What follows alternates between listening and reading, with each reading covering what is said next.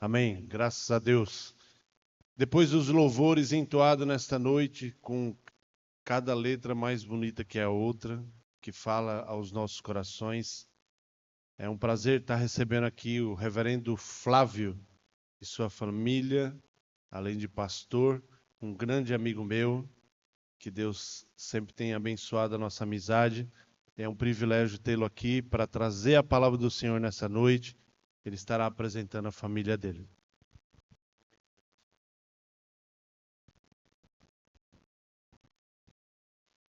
Irmãos queridos, a graça e a paz do nosso Senhor e Salvador Jesus Cristo.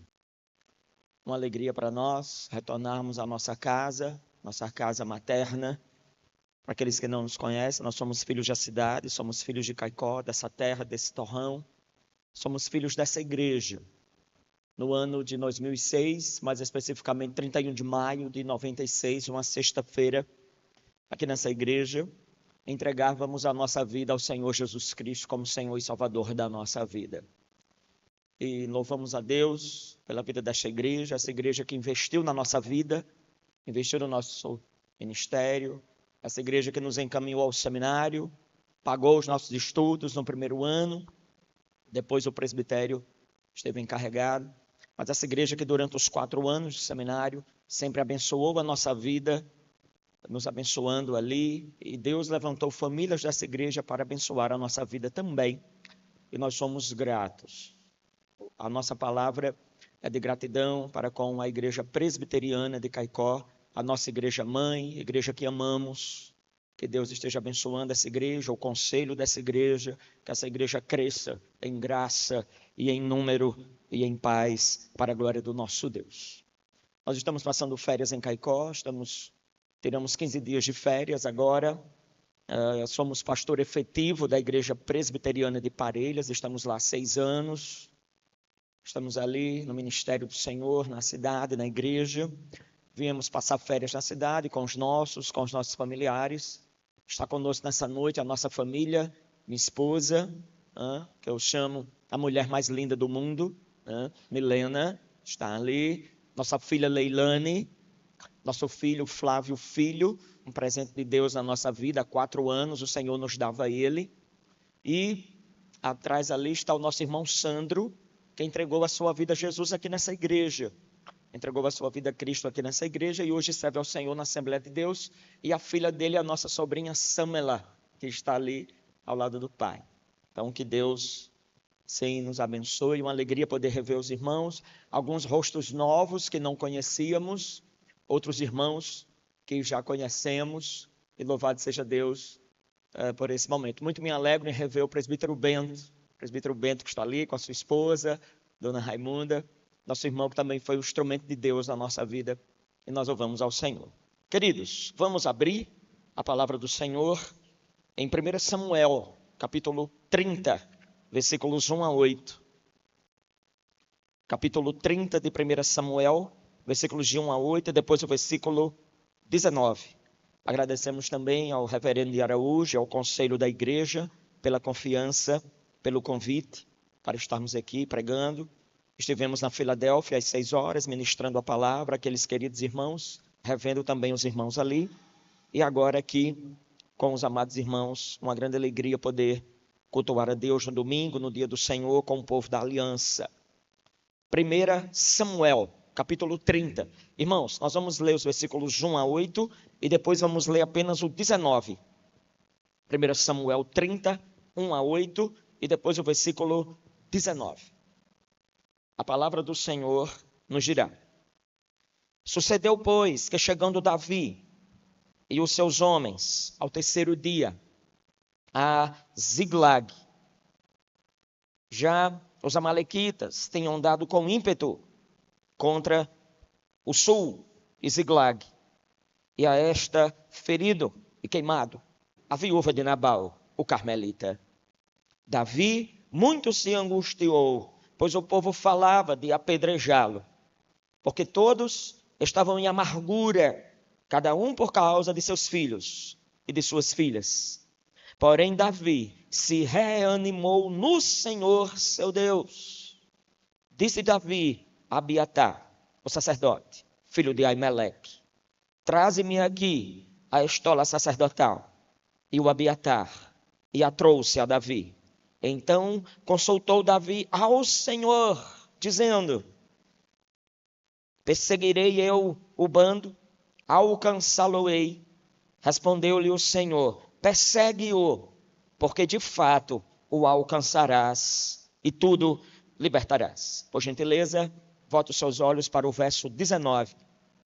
Não lhes faltou coisa alguma, nem pequena, nem grande, nem os filhos, nem as filhas, nem o despojo, nada do que lhes haviam tomado, tudo Davi tornou a trazer. Gostaria de pedir ao pastor Jefferson que nos leve a Deus em oração, pedindo a Deus que abençoe esse momento de pregação, esse momento da palavra do Senhor.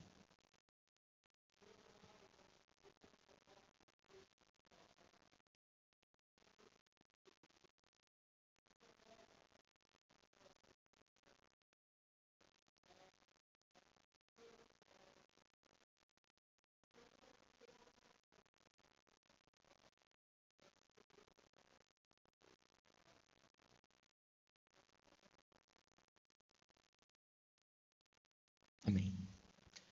Irmãos, querido visitante, irmãos amados, a família é o palco das nossas maiores alegrias, mas também é o palco das nossas maiores tristezas. Quantos jovens se casam na esperança, com sonhos, e de repente se deparam com uma dura realidade de brigas, de acusações, de agressões com palavras, e o que é pior, até de agressões físicas. Há um dado momento que a família perde o rumo. Há um dado momento que a família não sabe mais aonde se perdeu. Muitas famílias estão nesse momento assoladas, destroçadas, arruinadas pelo pecado, pela miséria do pecado. Muitos pais choram nessa hora por causa dos seus filhos. Muitos filhos choram nessa hora por causa de mágoas, rancores dos seus pais. Quantos casamentos começam com a alegria e o romantismo e terminam com brigas, acusações e até agressões. A pergunta que podemos fazer nessa noite é: o que fazer quando as coisas dão errado? O que fazer quando uma família aparentemente estruturada, em um dado momento da vida, essa família se perde? Tudo se esfarela, tudo se esvai como água no meio das nossas mãos, como grãos de areia que se esvaem pelos nossos dedos. O que fazer quando o casamento parece acabar? O que fazer quando a família vai de mal a pior? O que fazer quando os filhos se perdem no caminho da vida? Quantos pais que não falam com seus filhos por causa de mágoas e rancores? Quantos filhos não falam com seus pais por causa de atritos e problemas que não foram solucionados? Foi feita uma pesquisa recentemente e descobriu-se que um dos países que mais se divorcia no mundo é o Brasil. E pasmem, o número de divórcios entre os evangélicos tem crescido assustadoramente. O povo que deveria ser um exemplo de família, não é mais exemplo. Um povo que deveria ser a luz e o sal da terra. As famílias que deveriam ser fortalecidas no Senhor. Essas famílias estão sofrendo, padecendo. Meus irmãos, o texto que lemos é um texto que fala sobre um drama. Imagina a seguinte cena. Você chega em casa, no final do dia, depois de um dia de trabalho. A sua casa está arrombada, a sua casa saqueada, a sua família, os seus filhos, as suas filhas não estão mais lá. E agora você precisa saber aonde a sua família está e tentar resgatar essa família. Uma noite você vai dormir com a sua família na sua casa. Num belo dia pela manhã você acorda, você não tem mais um lar, você não tem mais uma casa, você não tem mais uma família. É esse o contexto de Ziklag. É essa narrativa que Davi e os valentes de Davi encontram. Os amalequitas no contexto de guerra do Antigo Testamento. Eles invadem Ziglag. Eles aproveitam o momento em que Davi e os seus guerreiros foram para a batalha.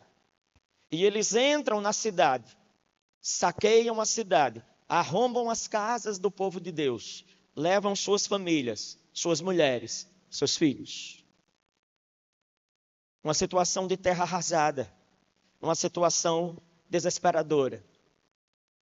Imagine você de uma hora para outra não ter mais a sua família. Mas o Deus dos céus é o Deus que criou a família. Mas o Deus dos céus, o Deus da aliança, é o Deus que restaura a família, que resgata a família. O Deus dos céus é o Deus que nos ajuda a cuidar da sua família, a lutar pela sua família, a pelejar pela sua família. Eu não sei como você chegou aqui nessa noite. Eu não sei como a sua família está nessa noite. Mas eu posso lhe fazer uma afirmação. À luz da Escritura, à luz do texto bíblico, Deus cuida da sua família. Deus restaura famílias. Deus pode fazer um milagre na sua casa, na sua família. Ele é o Deus da família. Ele é o Deus da aliança. Ele é o Deus que manda Davi lutar pela sua casa, pelejar pela sua casa. Gostaria de tratar com vocês nessa noite sobre o seguinte tema: resgate a sua família. Resgate a sua família. Se não, vejamos. Volte os seus olhos para o versículo 4. Chore na presença de Deus pela sua família. Querido, veja o que diz o verso 4. Nesse contexto que acabamos de ler. Ergueram a voz e choraram até não terem mais forças para chorar. Um homem pode ter tudo, mas se ele não tem uma casa, uma família, um lar, ele é o mais miserável de todos os homens. Muitos têm uma casa, 4 paredes, um teto, mas muitos não têm um lar, com princípios e valores estabelecidos pela palavra de Deus. Muitos não têm um lar para se apegar à sua esposa, para cuidar dos seus filhos, e ser o mantenedor espiritual, e ser o cuidador da sua esposa, dos seus filhos. O inimigo tocou no ponto fraco daqueles homens. Os amalequitas, de maneira estratégica, pelo contexto de guerra no Antigo Testamento, vamos tirar as mulheres desses homens, vamos tirar os filhos desses homens, e eles estarão fracos. Eles serão soldados fracos, que não conseguirão resistir às guerras e às batalhas. Aqueles homens, quando chegam em casa, quando chegam nos seus lares e se deparam com essa cena, aqueles homens choram e choram e choram, até não ter mais força para chorar. Você já chorou pela sua família? Você já chorou pela vida do seu marido? Você já chorou diante do Senhor pela vida do seu esposo, pela vida da sua esposa? Você já chorou na presença de Deus pela vida dos seus filhos? Você já colocou os seus filhos na presença do Senhor? Não desista da sua família, porque Deus não desistiu da sua família. Não desista da sua casa, porque o Deus da aliança não desistiu da sua casa. A casa é bênção, a família é bênção, pois a família foi instituída por Ele, criada por Ele. Os vendavais podem vir, os ventos com ímpeto podem bater na nossa casa. Os mares e os ventos bravios da vida podem dar sobre a nossa casa, mas Jesus está no leme, Jesus está no barco, e se Jesus está no barco, a nossa família não irá afundar. Ore pela sua família, chore pela sua família, ore pela sua casa, coloque a sua casa na presença do Senhor. Aqueles homens choraram copiosamente, amargurados. Meus queridos, o bicho não é tão feio quanto parece. A montanha não é tão longa que não possa ser escalada. Casamentos começam, mas às vezes os casamentos se perdem. E em um dado momento da vida, parece que não há mais solução. Mas quando colocamos diante do Senhor a nossa casa, mas quando colocamos diante de Deus a vida do nosso lar, o presente maior que Deus nos deu, a esperança, a um novo amanhecer, a um novo recomeçar. Há casais que parecem que estão mais no ringue do que na beleza do matrimônio. Há casais que se ferem com palavras. Há casais, há pais que ferem seus filhos com palavras.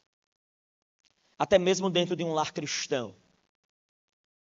Há famílias que se esqueceram do reunir à mesa, do culto doméstico, de trazer Deus para o centro do lar. Não se desespere.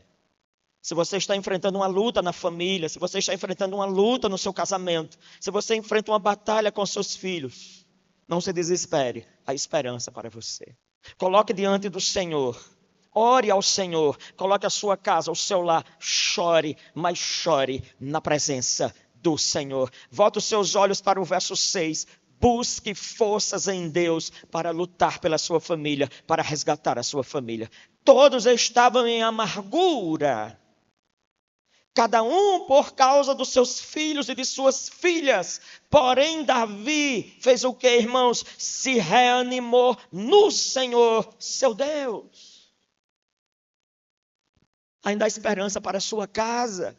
Ainda há esperança para o seu lar. Há esperança para a sua família.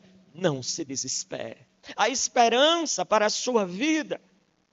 Todos estavam em amargura, cada um por causa dos seus filhos e de suas filhas.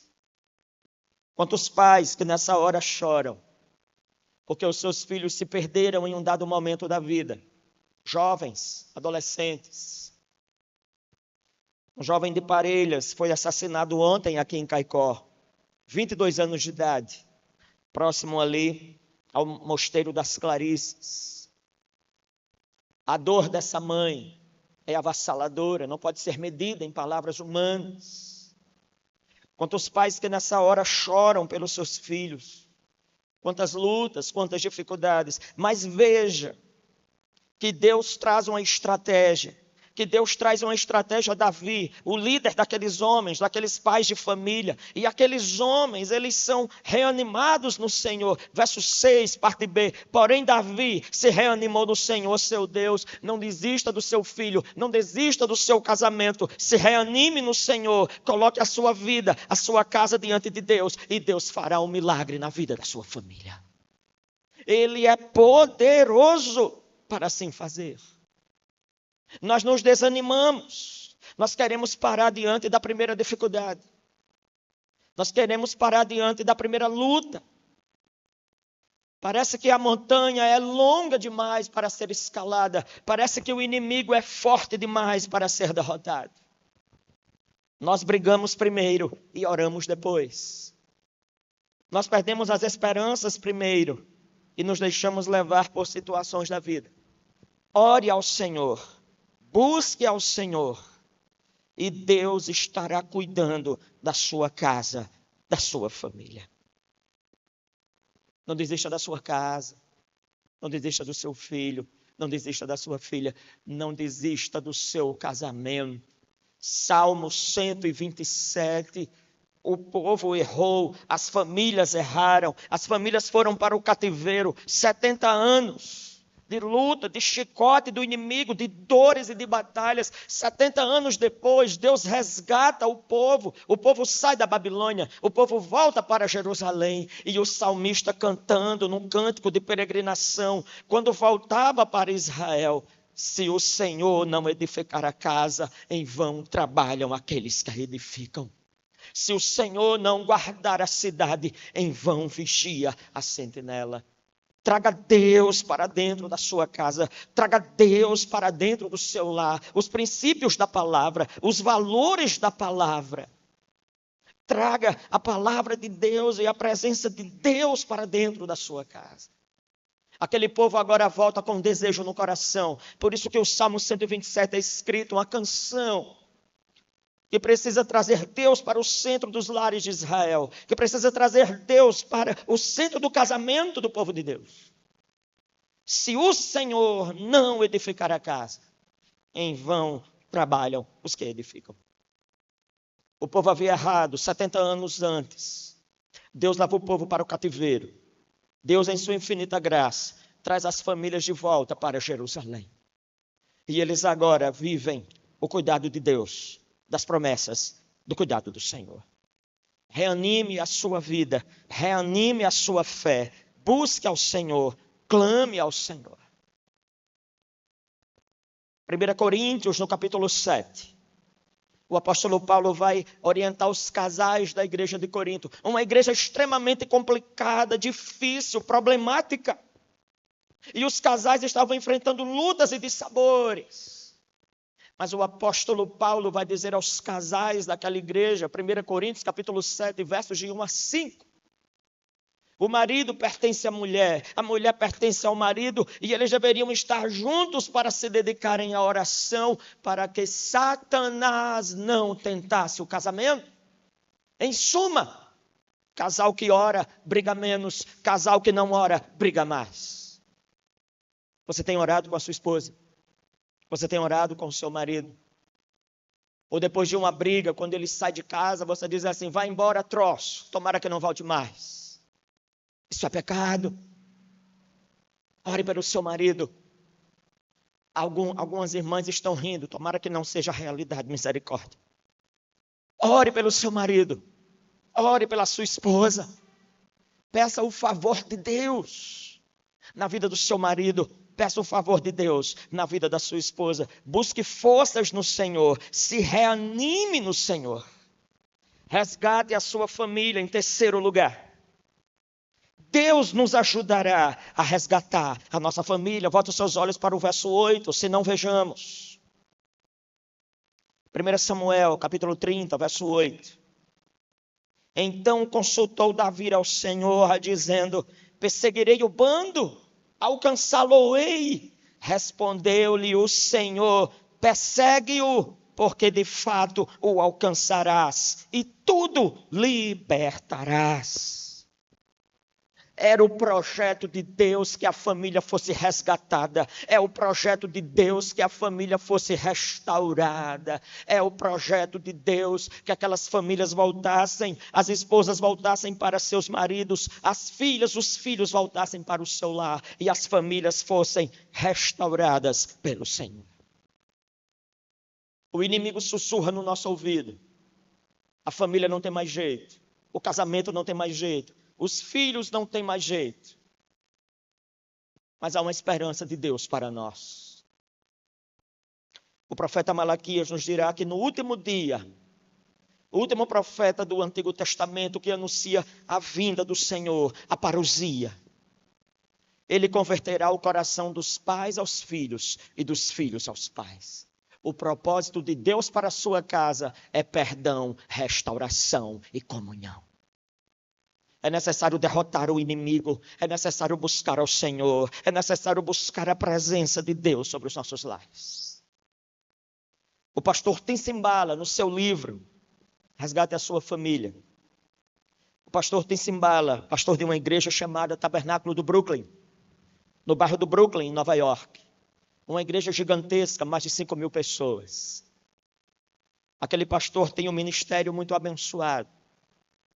Mas ele estava perdendo a sua casa. Ele estava perdendo a sua família.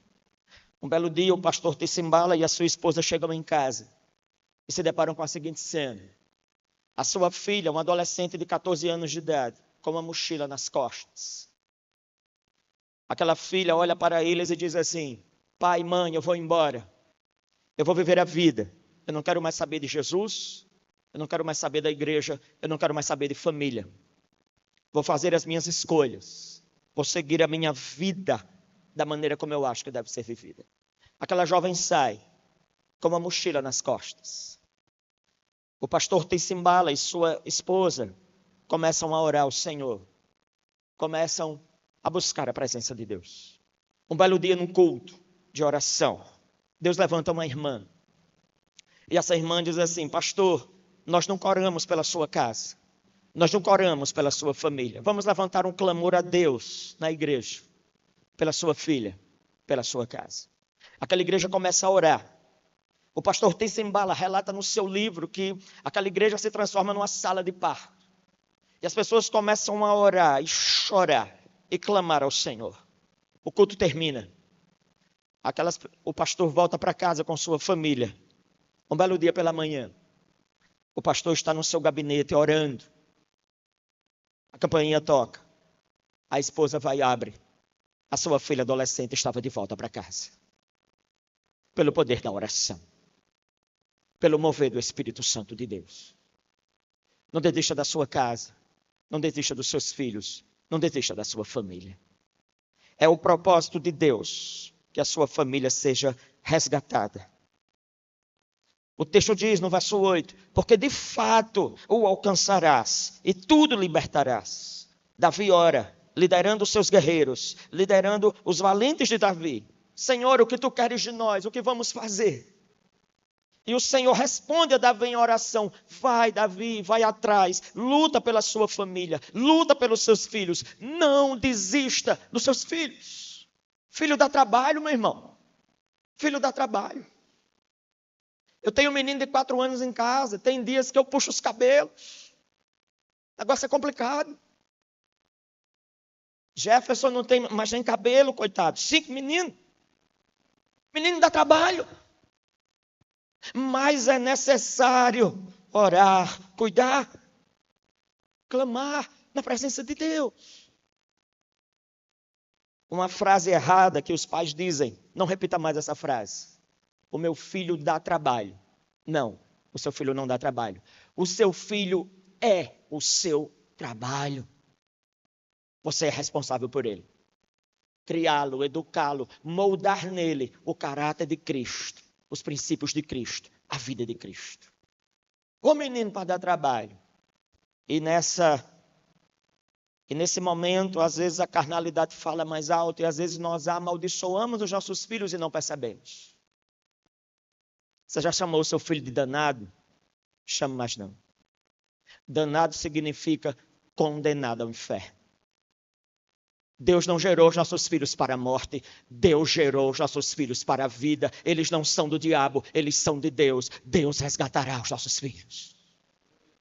Deus buscará os nossos filhos. Ô menino danado, ô menino ruim. Chama o seu menino de ruim não, meu irmão. O negócio já está ruim. Você vai chamar mais para que o menino fique ruim?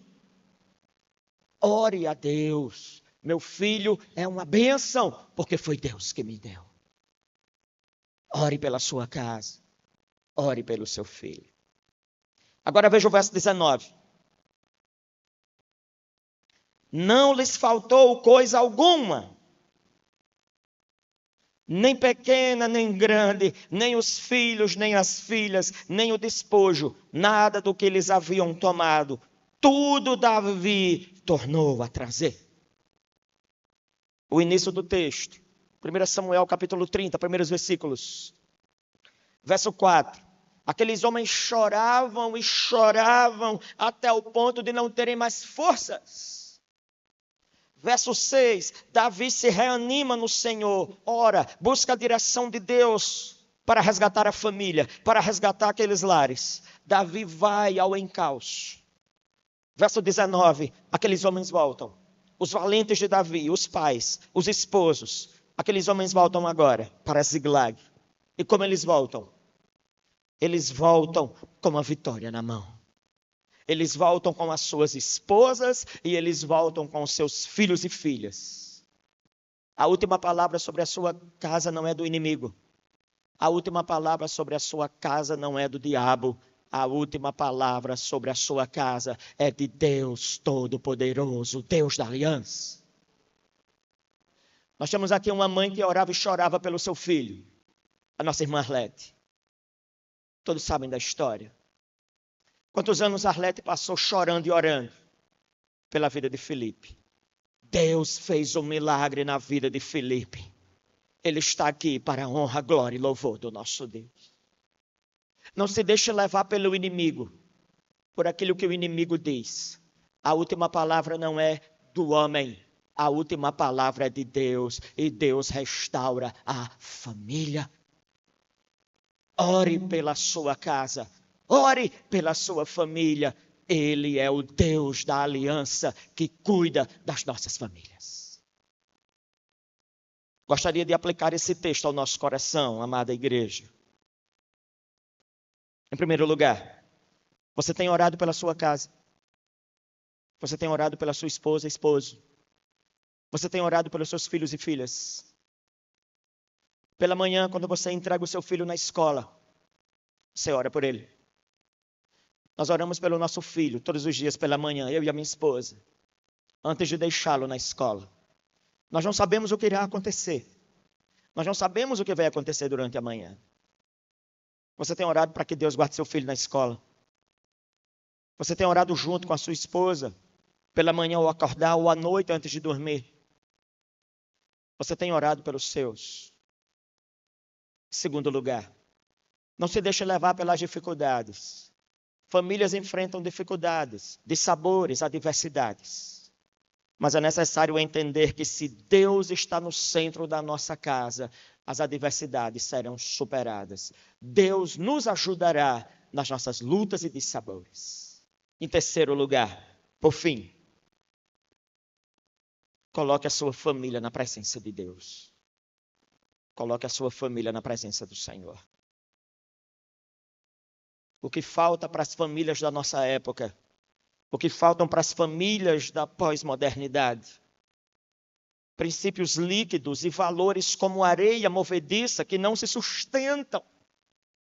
O que falta para essas famílias é Deus e os princípios da Escritura, orientando a casa, orientando os filhos, orientando o casal.